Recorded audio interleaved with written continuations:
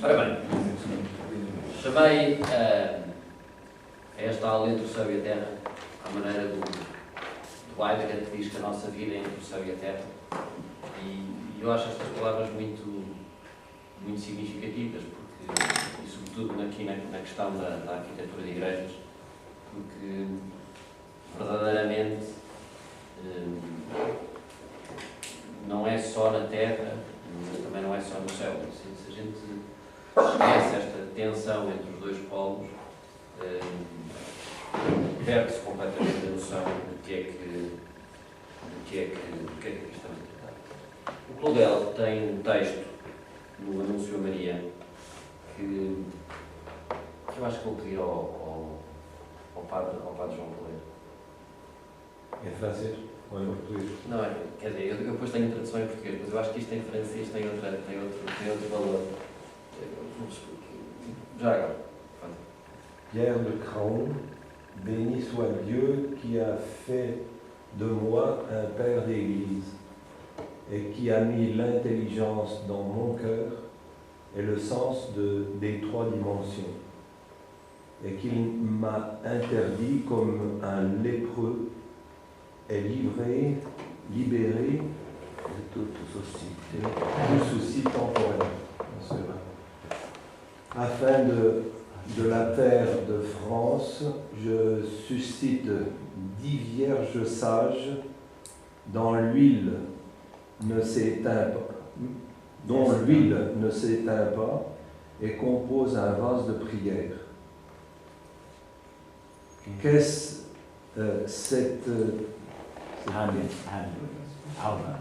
cette âme aux chevilles de bois que le luthier insère entre la face et le dos de mon instrument, de son instrument, auprès de cette grande lyre enfermée et de ses puissances columnaires.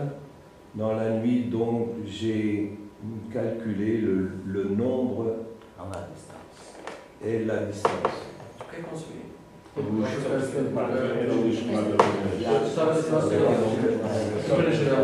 Je ne taille point du dehors un simulacre, mais comme le père Noé du milieu,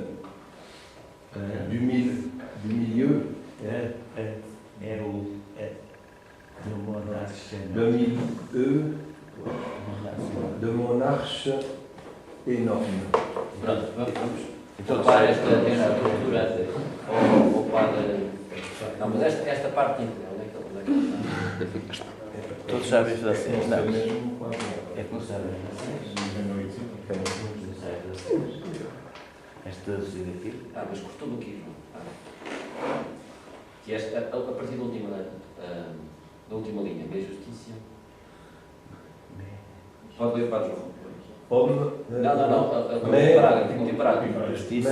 Justicia. Ele está a falar da catedral agora. Vamos só ler esta última parte. Que j'ai fait de la dernière, Justicia, ma fille, est plus belle. E depois diz. Et certes, justice est belle, mais combien plus beau cet arbre fructifiant de tous les hommes que la semence eucharistique engendre en sa végétation. C'est fait une seule figure qui tient à un même point. Ah, si tous les hommes comme moi comprenaient l'architecture, qui vaudrait faillir à sa nécessité et à cette place sacrée que le temple lui assigne? Em português. Bendito seja Deus que fez de mim um criador de igrejas e que pôs no meu coração a inteligência e o sentido das três dimensões. E me interditou como um leproso. Na história ele depois fica leproso e, portanto, fica afastado da comunidade para se concentrar só no fazer igrejas. E me interditou como um leproso, libertando-me de toda a preocupação temporal, para que da terra da França eu levante 10 virgens prudentes, as catedrais, as igrejas, onde o azeite não se extingue e que são vasos de orações. Que vale a alma ou a cravelha de madeira que o fabricante de instrumentos de música insere entre a face e as costas do seu instrumento, ao pé dessa grande lira fechada e da força dessas colunas erguidas no escuro, de que eu calculei o número e a distância. Está a falar das igrejas, não é? Eu não moldo o exterior de um simulacro, não é só uma imagem exterior. Mas como o Pai Noé, no meio da sua arca enorme, eu trabalho de dentro e de todos os lados. Isto ensina-nos a fazer arquitetura. Eu trabalho de dentro e de todos os lados. Vejo tudo erguer-se ao mesmo tempo. E que é esculpir um corpo comparado com guardar uma alma. É isto que é fazer uma igreja. E com o vazio sagrado que deixa o coração reverente quando se retira da frente do seu Deus. Nada é profundo demais para mim. Os meus poços penetram até às águas da veia-mãe. Nada é alto demais para a flecha que sobe ao céu e rouba o raio de Deus. Pedro de Caom morrerá, mas as 10 virgens, suas filhas, ficarão com o vaso da viúva, na qual se renova sem cessar a farinha e a vida sagrada do azeite e do vinho. Mas isto é uma introdução.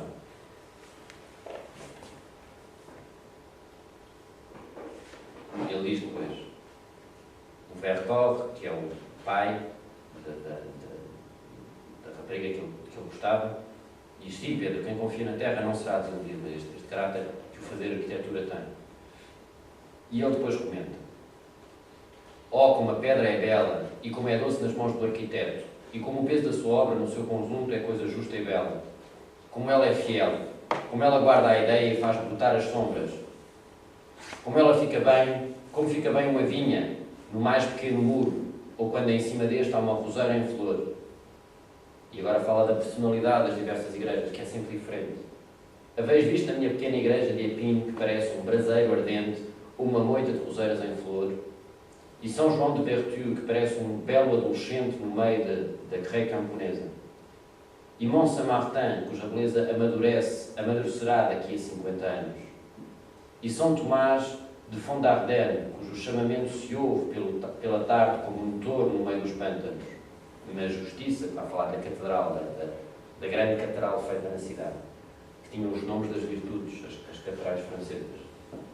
Mas justiça, a última que eu fiz, justiça é a mais bela das minhas filhas. E agora, este é o ponto que eu quero sublinhar. Até aqui ele esteve a falar do fabricar de igrejas. Mas agora ele muda o significado da palavra igreja. Já deixa de ser igreja com letra pequena para passar a ser igreja com letra grande.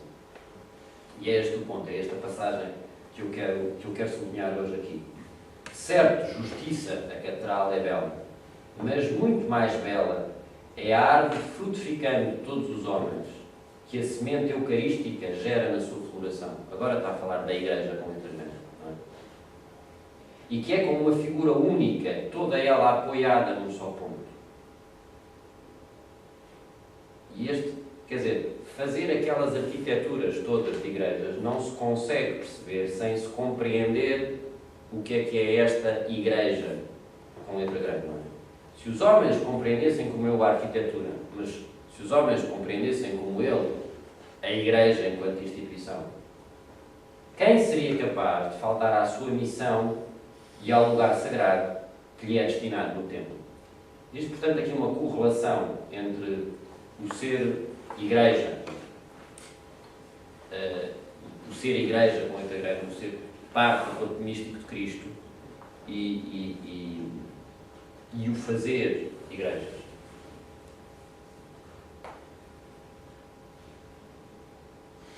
Eu disse na primeira aula que a igreja não é casa de Deus. E então o que é? A igreja é a casa da igreja. Só pode ser isso. Este é um aspecto essencial do ser igreja. E daqui decorre uma coisa que eu admito que seja provocante, depois não está cá o Padre Carlos para se infernizar com as minhas observações taxativas, mas quer dizer, mas daqui implica uma coisa que me parece muito relevante e que me parece, pelo menos do meu ponto de vista, a indicação do Vaticano II que tem mais relevância para a construção de igrejas. É que se a igreja é a casa da igreja, o aspecto fundamental do pensamento e da constituição do espaço da igreja enquanto letra pequena é o aspecto fundamental, o aspecto principal, mas não digo o aspecto central, o aspecto fundamental, o aspecto principal, tem que ser a Assembleia. Ora bem, como é que eu vou fazer esta apresentação? Primeiro, vamos tratar exatamente alguns aspectos essenciais do que é uma igreja. Portanto, vou usar aquele tipo de abordagem que eu costumo fazer para que nós nos situemos, de distribuir o pensamento como se fosse um rio. Ou seja, primeiro,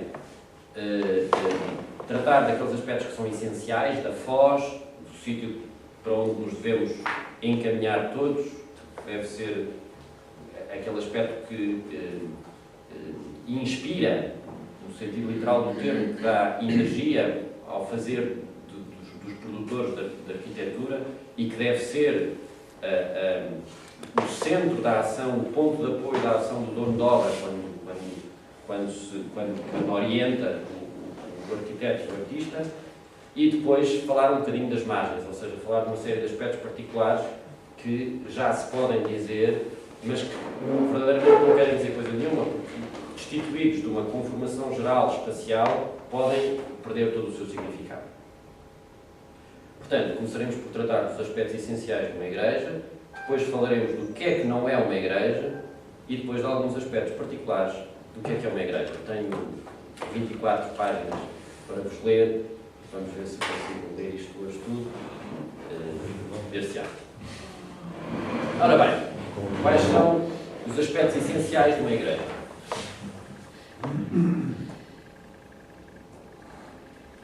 Está fora da ordem, quis acertar isto tudo, mas acertei tudo. Os discípulos de Emaús.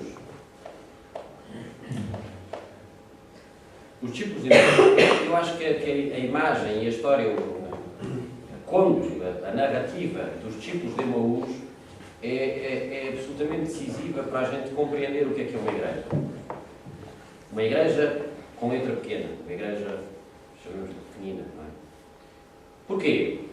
Porque os discípulos de Emaús fizeram aquele caminho todo com Jesus. Ouviram a palavra. Estão a perceber? Ouviram a palavra. Ouviram. Fizeram o caminho todo com ele.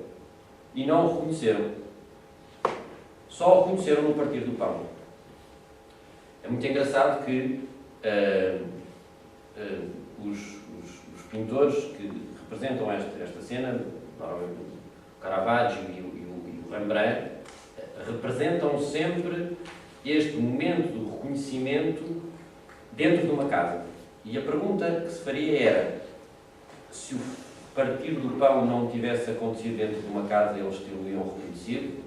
Eventualmente sim, a graça do Espírito Santo é poderosa e, portanto, poderia ter agido isso. Mas, atenção, eles fizeram o caminho todo no meio da natureza, ouviram a palavra, andaram ao lado dele e só o reconheceram numa casa. Os discípulos de Emaús somos nós assim distraídos, não é? Cristo disse, quando 2 ou 3 estiverem reunidos em meu nome, eu estou no meio deles. Portanto, ele está aqui. E está nas nossas assembleias, está nas missas, está sempre. Está sob várias formas, está na forma da igreja, está na forma dos sacramentos, das espécies eucarísticas, etc, etc. Está. Mas pode, como nos discípulos de Emaús, pode não ser reconhecido. E isso é, embora dogmaticamente continue a ser igreja, mas claramente, de um ponto de vista social, de um ponto de vista pessoal, há aqui não sei dizer isto bem, mas há aqui, digamos assim, uma deficiência do ser igreja, quando não há consciência da presença de Cristo. E, portanto, a tarefa da igreja, de onde corre que a tarefa da igreja é exatamente a de favorecer este reconhecimento. Porque ele já lá está, mas se a igreja não ajuda a favorecer este reconhecimento, verdadeiramente não está a contribuir para a tomada de consciência do ser igreja. À pergunta do Lois Kahn, que falámos na primeira aula, o que é que o edifício quer ser? O que é que uma igreja quer ser? Ter-se-ia que responder um lugar onde a igreja se reconhece como igreja. Um lugar onde a igreja se reconhece como corpo místico de Cristo.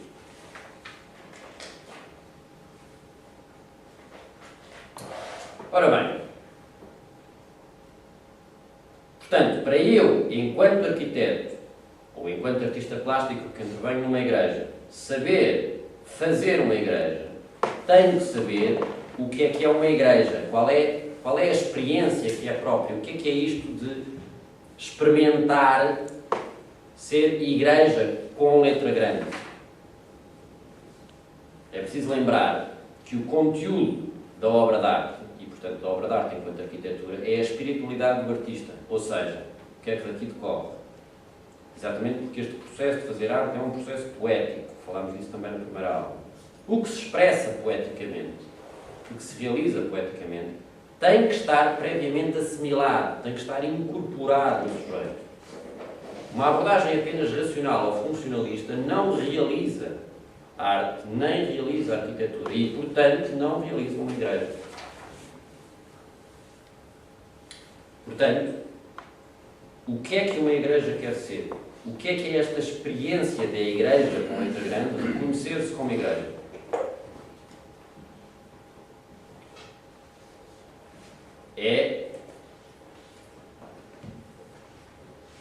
Retomemos a frase que eu disse no princípio. Portanto,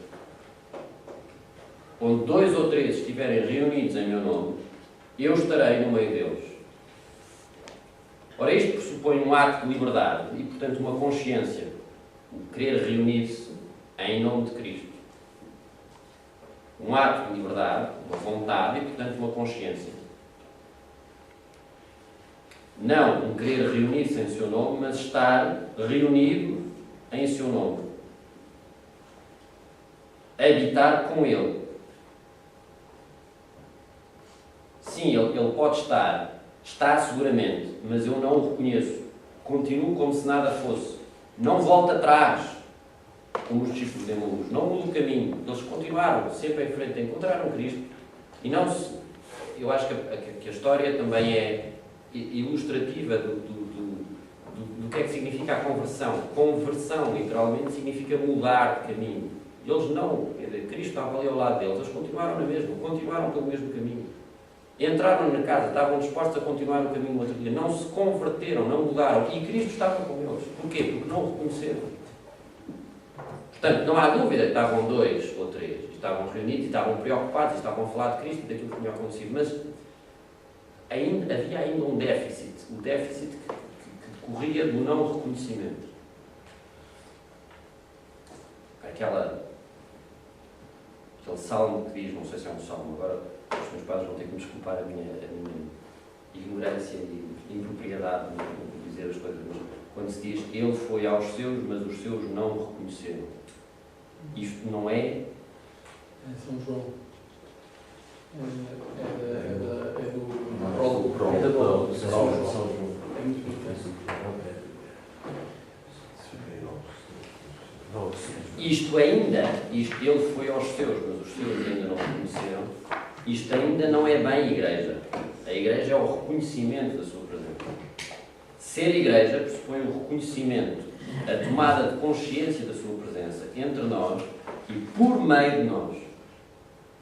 É o encontro. Eu acho esta palavra-chave. É o encontro.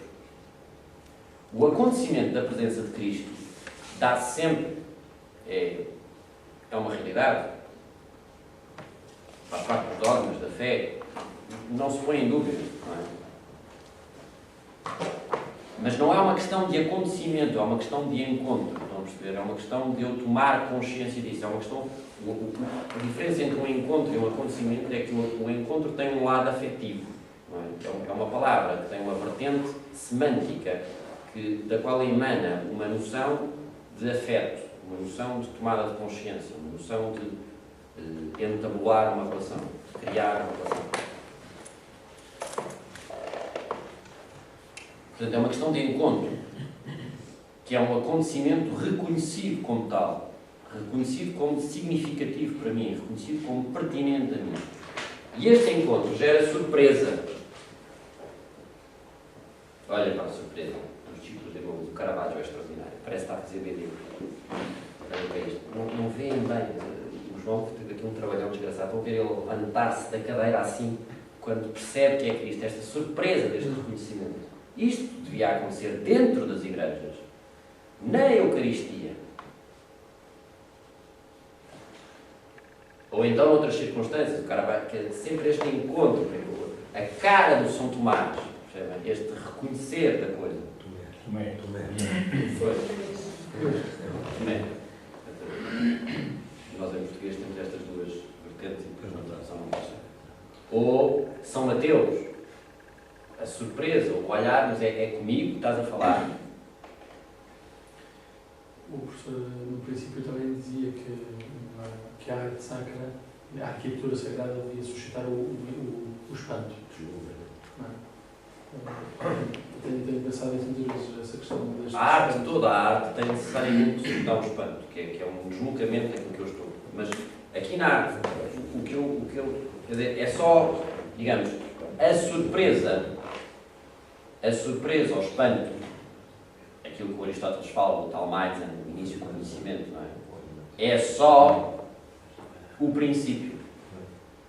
Porque aquilo que esta surpresa depois, é fácil imaginar, esta surpresa depois, a partir do momento, esta surpresa de encontrar Cristo, eu acho que isto é que é o específico da...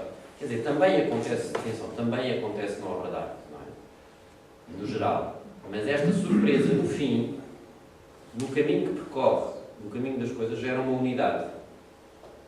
Ou seja, é fácil imaginar que aqueles discípulos de Emaús provavelmente começaram o caminho a falar em silêncio, sem tocar em emoções. Quando veem chegar uma pessoa e este os interroga porque vocês estão preocupados, o que é que se passa, etc., começam a falar, eles começam a se libertar. E depois, neste momento do reconhecimento de Cristo, é fácil imaginar que eles ficaram mais amigos depois disto. É fácil de imaginar que eles se comoveram e se abraçaram e que entre eles ficou a memória daquela coisa, daquele acontecimento extraordinário que os dois tinham testemunhado.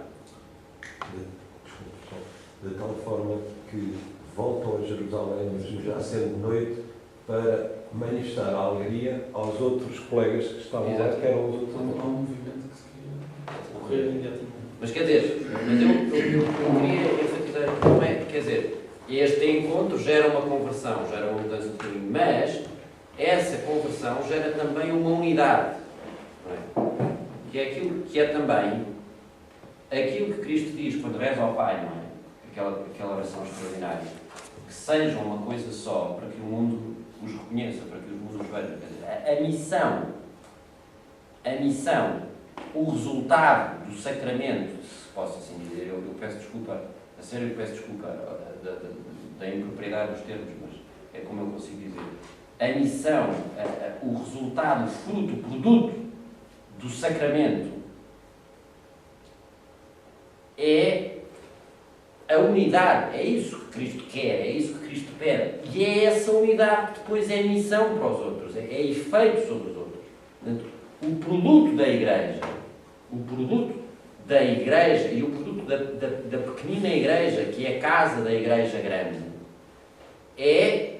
o produto é essa unidade que é motivo de provocação à sociedade que não tem Cristo.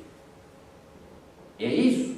Como é que aqueles tipos, aquilo que se diz na carta de Diogoneto, não é? Como é que são aqueles tipos? O que é que aqueles... Vê-se a maneira como eles tratam. Essa carta tem que ser lida por todos. A autora diz que os cristãos vivem no mundo, não vivem na pátria, mas é como se fossem estrangeiros nesta pátria, porque a verdadeira pátria dos cristãos é no céu. E depois tem uma expressão que é muito bonita, que é... Mas quer dizer, há qualquer coisa... Eu diria que há alguns do Vaticano II, há qualquer coisa de impróprio já nisso, porque é como se os cristãos fossem os únicos a habitar, daí eu dizer entre o céu e a terra, fossem os únicos a habitar verdadeiramente esta terra. Os únicos. Os outros estão aqui, não querendo estar aqui, querendo estar do outro lado. Estes são os únicos que têm consciência desta interseção do mistério na vida e, portanto, que podem habitar. Porque a habitação é isso, estão a perceber? Habitação é uma palavra muito importante em arquitetura. Não é? fala da vida plena. É isso que quer dizer, é uma vida plena, uma vida verdadeira, uma vida inteira. Habitar uma coisa é estar confortável nela, estar seguro nela. E só pela interseção do mistério, só pela interseção do infinito na Terra, é que se pode verdadeiramente habitar. Porquê? Bem, porque o homem tem essa sede de infinito. E não pode dar saltos até ao céu. Não pode. Portanto, ele vem cá abaixo. E a gente tem que viver nessa consciência. Eu acho que é isto que o Vaticano II enfatiza. Esta responsabilidade pastoral no sentido do reconhecimento, da visibilidade com a comunidade. É como se desculpem esta de facto, o Padre Carlos estivesse aqui a treparia às paredes, mas é como se o Vaticano II tivesse inventado um sacramento. Qual o sacramento? A Igreja. Mas é a primeira vez que se fala em sacramento assim, de facto, da Igreja. A Igreja É mesmo, a Lumen Gentium fala. Bem texto do Vaticano. O Vaticano II inventou um sacramento. Inventou no sentido, também, quer dizer, inventou no sentido da invenção da Santa Cruz, quer dizer, do levantar da Santa Cruz, pô-la sob os holofotes, fê-la ver-se, fez ver-se esse sacramento, não é? Já lá estava, mas fê-lo ver-se, inventou no sentido de levantar, inventou um sacramento, a Igreja. É por isso que é um concílio pastoral, diria eu, e não dogmático. Não havia nada, não havia nenhum dogma a acrescentar. Os dogmas estavam estabelecidos, não precisavam de ser alterados. Era só preciso adquirir, dar consciência disso, para que isto se tornasse acessível aos outros. Por isso, decorre desta... O Padre João Marcos disse uma expressão muito bonita, disse: nós temos muita sorte em ter o Vaticano II. Disse comovidamente, percebi-se que aquilo lhe saía da alma. Nós temos muita sorte em ter o Vaticano II.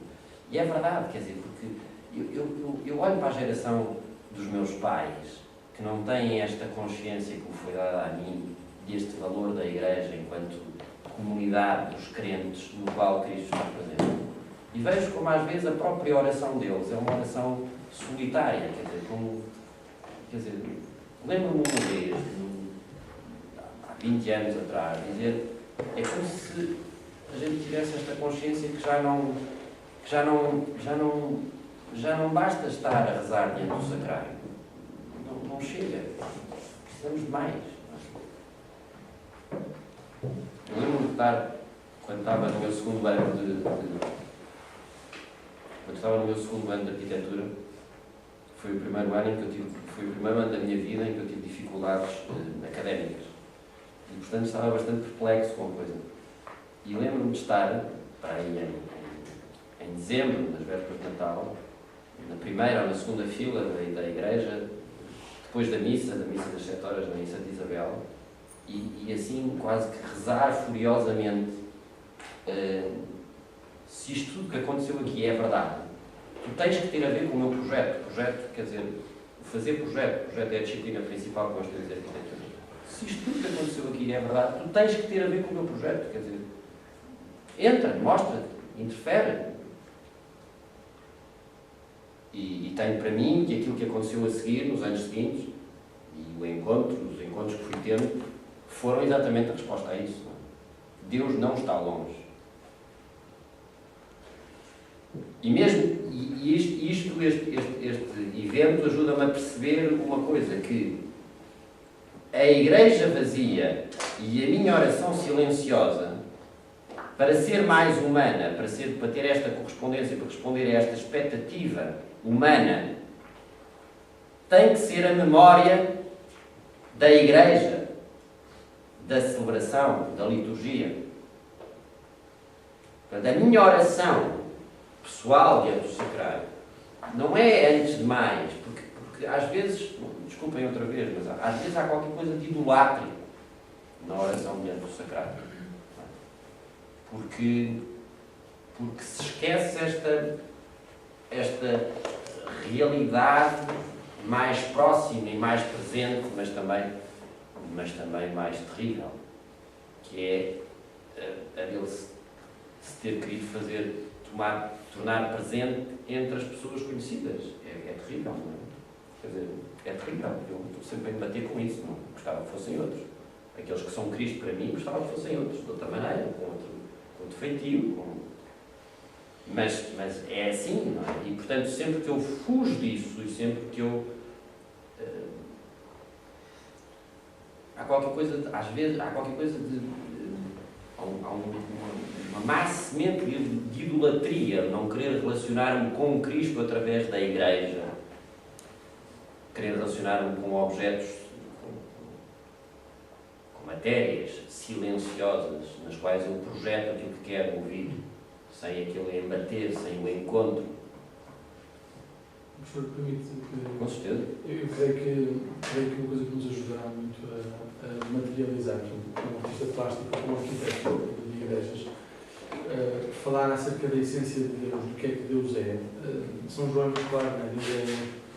E esta compreensão linguística do dizer que Deus é amor, o verbo enai não é, significa que é amor.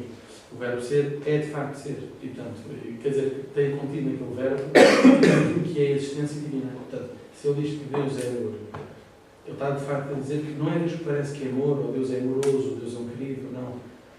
Deus manifesta-se carinhosamente nas pessoas, não é nada disso, Deus é amor. Portanto, e esse amor expressou-se na morte do Filho. E de facto, isto na concepção de uma igreja, né, no conceito, ou no desenhar, expressar esta presença amorosa de Deus, é fundamental como é que nós vemos Deus como amor. E depois é curioso, o Papa Bento XVI, a primeira encíclica que faz, a encíclica que faz Deus Caritas Est, né, Deus é amor, expressa muito isto. Eu acho que o Papa, de facto, o Papa não é bem compreendido. Ele tem ali uma solução para a procura daquilo que é Deus. Não foi ele que inventou, é só ir outra vez a São João e perceber que é de facto um amor entre os irmãos, que eu compreendo, que vejo Deus agir e vejo Deus concreto. E de facto há ainda uma carga grande que nós temos. Eu diria que o problema não é idolatrar a Cristo sacramentado, porque de facto a latria, que é a adoração, é prestada a Deus, presente na Eucaristia, mas não é de facto a única. Até porque essa forma, só no século XIII, é que adquire na Igreja uma presença comum. Vimos com o Papa Manuel, as procissões eucarísticas começam em 1915 ou 75. O Concílio de Latrão é que vai falar disto. Portanto, até lá, a presença é muito real nos encontros com os irmãos. Por isso é que é tão difícil, porque eu não escolho quem está ao lado. Desculpe lá, porque agora queria acrescentar só uma coisa em relação àquilo que o Duarte disse quando o Papa escreve a encíclica, e dentro da linha que o Sr. estava a dizer, os cristãos são aqueles que verdadeiramente agarram o mundo. Por isso é que aparece também nessa encíclica o verdadeiro significado do amor como eros. Ou seja, o amor humano. A recuperação do verdadeiro significado do amor erótico, se quiser. Exatamente. O Ratzinger, quando fala disto, portanto, gostava desta consciência de que a Igreja é a casa de Deus, desculpem, desta consciência que a Igreja, com I pequeno, é a casa da Igreja, com letra grande, decorre exatamente que quando a Igreja está vazia e quando se entra na Igreja para rezar, essa oração, essa oração silenciosa é memória, recordação da Igreja enquanto Assembleia reunida. O Ratzinger fala exatamente da liturgia como realidade e memória. Memória da presença, atuante, pessoal, que suscita espanto, como aqui com os discípulos de Emaús, ou como São Tomé, ou como Mateus. Acontece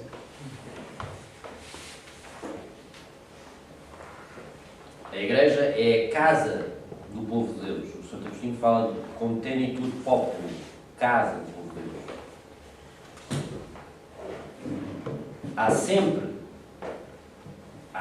se nós olharmos bem para aquilo que diz o Vaticano II, há sempre uma valorização da comunidade, do conjunto das pessoas.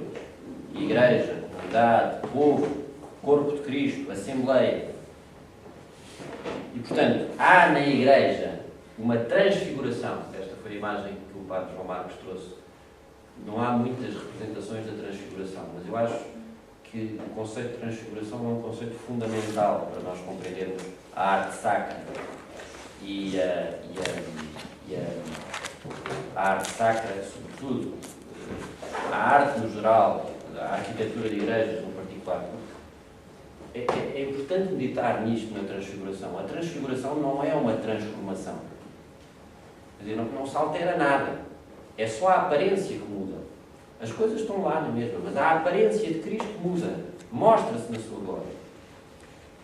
E, portanto, o fazer a Igreja para ser reconhecida, a Igreja com letra grande, enquanto corpo místico, enquanto povo, para ser reconhecida enquanto Igreja, não precisa de se transformar, mas precisa de se transfigurar. Precisa de se tornar visível. Precisa de tornar visível aquilo que é.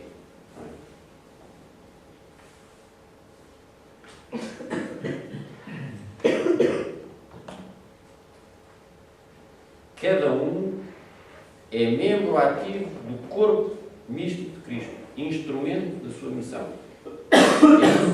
Essa transfiguração que acontece. Os que estão ali, durante a liturgia, em Assembleia, reconhecem isso. Eu arranjei uma imagem que está fora de ordem, que é esta. Que é o filme do Henrique V, dá-me um bocadinho, ou consegue transmitir-me um bocadinho, o que é a Igreja. Agora, João, eu espero conseguir fazer isto. Consegue essa brincadeira. Porque percebe-se o que é esta aquisição de consciência de uma comunidade, de estar invadida por uma força do alto, de estar transformada por outra coisa, como eu imagino que o estado em que eu imagino que os discípulos de Emaús tenham regressado depois a Jerusalém. E este filme, o Henrique V, nas duas cenas, antes da batalha, a Batalha de Azincourt, antes da batalha e depois da batalha, demonstram exatamente isso. Fighting men, they have full 300,000. That's 5-1. Besides, they are all fresh. It is a fearful odds. Oh, that we now had here. But 1/10,000 of those men in England that do no work today. What's he that wishes so? My cousin Westmoreland? No, my fair cousin. If we are marked to die, we are enough to do our country loss. And if to live, the fewer men, a greater share of honour. God's will, I pray thee, wish not one man more. Brother, proclaim it, Westmoreland, through my host, that he which hath no stomach to this fight, let him depart. His passport shall remain, and crowns for convoy put into his purse. We would not die in that man's company that fears his fellowship to die with us. This day is called the Feast of Crispian. He that outlives this day and comes safe home will stand at tiptoe when this day is named, and rouse him at the name of Crispian. He that shall see this day and live old age will yearly, on the vigil, feast his neighbours and say, tomorrow is St. Crispin's. Then will he strip his sleeve and show his scars, and say, these wounds I had on Crispin's day. Old men forget, yet all shall be forgot, but he'll remember with advantages what feats he did that day. Mention our names, familiar in their mouths as household words. Harry the King, Bedford and Exeter, Warwick and Talbot, Salisbury and Gloucester be in their flowing caps freshly remembered. This story shall the good man teach his son. and Crispian shall ne'er go by from this day to the ending of the world, but we in it shall be remembered. We few, we happy few, we band of brothers, for he today that sheds his blood with me shall be my brother. Be he ne'er so vile, this day shall gentle his condition. And gentlemen in England now abed shall think themselves accursed they were not here, and hold their manhoods cheap, while Denny speaks and fought with us upon St. Crispin's Day!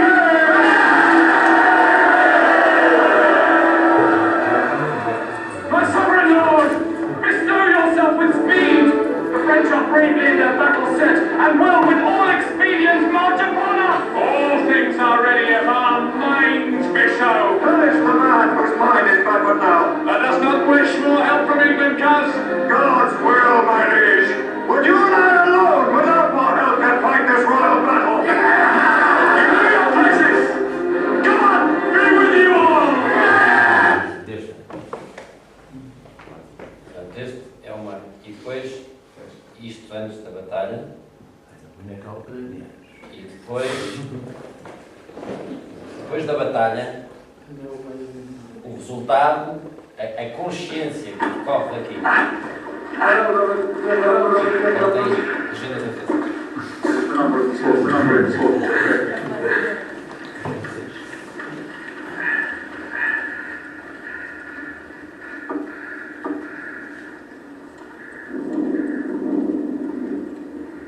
This note, doth tell me of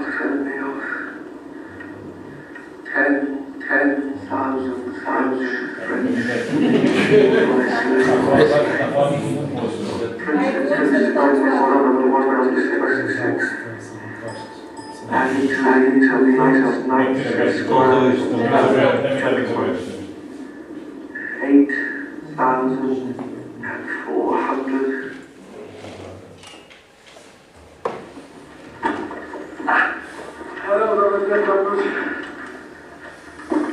It is the number of the slaughtered French.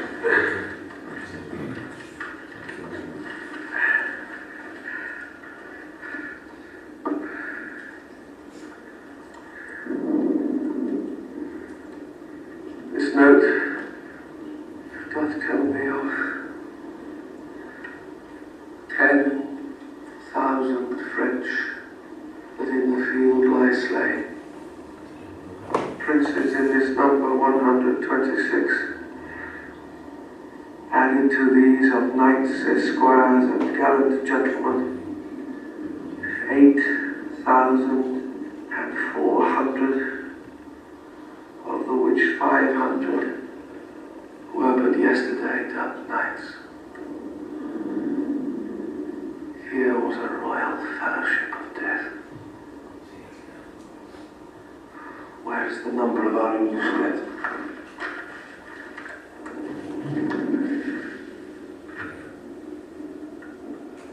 Edward, the Duke of York, the Earl of Suffolk, Sir Richard Kitely, Davy Gam, Esquire, none else of name, and of all other men, but 25.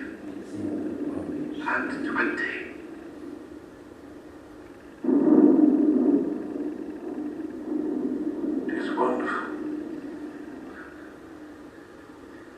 Come, go we in procession to the village, and be it death, proclaim it through our host to boast of this, or take that praise from God which is his only. Is that lawful, and please your majesty to tell how many is killed? Aye, Captain, but with this acknowledgement, that God fought for us. Yes, my conscience. He did us